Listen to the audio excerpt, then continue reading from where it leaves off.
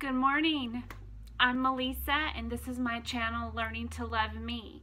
So today is my second video on codependent recovery, and as most people with codependency, I think everyone, one of our main core issues is not feeling validated. And so I believe that almost everyone that is going to join this journey of codependent recovery, their knee-jerk reaction is to want to validate themselves, which is really good and healthy.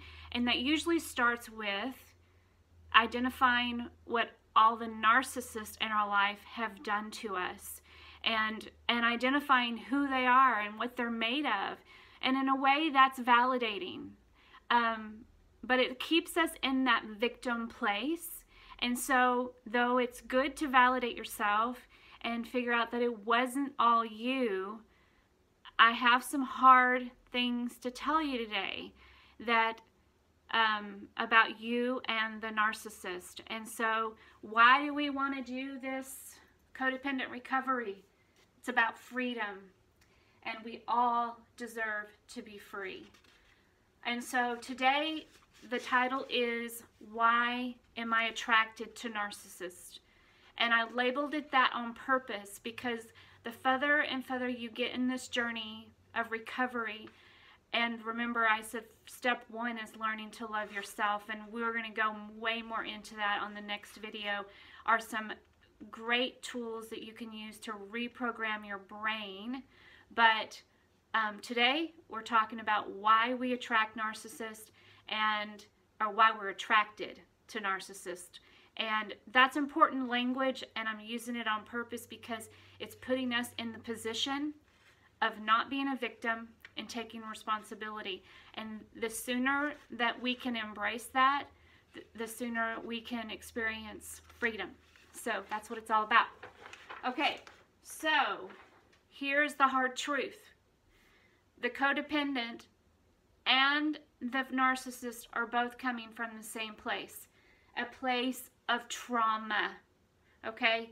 Childhood trauma, and it can look so many different ways. It doesn't have to be gross and disgusting and hellacious. You know, every individual is different, and how they are affected by their trauma and what causes them to go on the path. But so anyway, trauma leads to shame. So this is the foundation of a codependent or a narcissist. Trauma leading to shame, okay, leads to codependent or narcissist. And the split off happens, no one really knows why. I have my own opinion. I think that personality plays a role in it. So if you're codependent, you have some specific personality traits that lends itself to going that direction, and vice versa. If you turn out to be a narcissist, you have some behavioral things that, you know, personality traits that lends to you going to be a narcissist. So I just covered that. Personality traits both start with the same foundation, and I think that is really key to understand. The codependent and the narcissist are both working from a foundation of trauma, shame, which leads to losing oneself, their true self, not being able to develop adequately as a child. And yeah, so that's that trauma. So the birth of both comes from a place of finding peace. And you know, this is all my opinion. I've been in this recovery path for 2 years, and this is kind of culmination of Rosenberg and Lisa A. Romano and Bruce Lipton and many more books I've read. Dr. Gray, who wrote Mars, What Men Are From Mars and Women Are From Venus, he's got an incredible interactive website. Part of my healing journey is due to him as well. But I believe so you take all those people and all the healing that they provided in my heart, and my belief is that the birth of both comes from a place of finding peace for themselves. For the narcissist, or I'm going to abbreviate it to narc, I believe that they learn quickly to be content, which may be a part of their personality trait, that finding peace for themselves is enough. And so vice versa, the codependent finds they like finding peace for themselves and everyone around them. And so then that's when you begin to see the codependency play out, and that they, want to overdo, overlove. They're the ones that are there to pick up the pieces, and I think again that's part of their personality trait. So why are we so attracted to narcissists as codependents? Well, it works until it doesn't. So here you have a codependent who needs to be validated by what they do for others. They need to be validated by being needed. And then you have the narcissist who is validated. So here we go. You have the narcissist who is validated by needing you. And they need to control you, and they need, there's just so much. And if you've experienced narcissistic control, I don't have to tell you what they can do to you. So their need is to control you. So how do we heal from this? How do we break free? It's by healing. That's how we break free from the narcissist. And so there, it's really, really super awesome that as I was over this last week preparing to do this video, I thought, well, I'm going to refresh on some videos and refresh and read some stuff. But the newest things coming from Lisa and Rosenberg, they're all saying the same thing. If you're truly going to heal from codependency, you cannot focus on what has been done to you. And those may be really hard words to hear right now. And I think those words would have bounced off of me a year and a half ago. And that's okay. Because you're going to watch this video and you're going to be like, no way, no way. But in a year and a half, 2 years from now, you're going to remember these words. You're going to get to a place where you are thankful for what the narcissist has done to you. Or you're going to be thankful for the event. And there will be an event in your life that shatters you, as there was in me. And I was fully unaware that I did not love myself. I was clueless that I was codependent. I just thought I was being a good little Southern girl. I was raised in Arkansas. I had no idea. But then as you begin to learn to love yourself, key number one, and for me, the metamorphosis that happened, the more I learned to love and accept myself, the more I took responsibility. And so no, as a child, I was not responsible for the things that were happening and that were done to me. But as an adult, those experiences continued through other people. And it was a lack of boundaries. It was from overgiving. It was from what I thought was selflessly serving.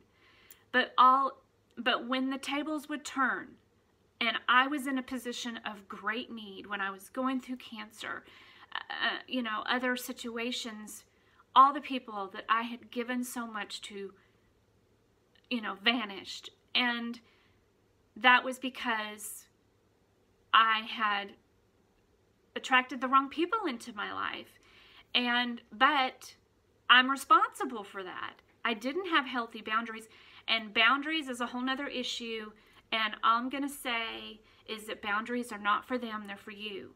And that you can establish all the boundaries in the world, but if you don't enforce them. So here's my saying.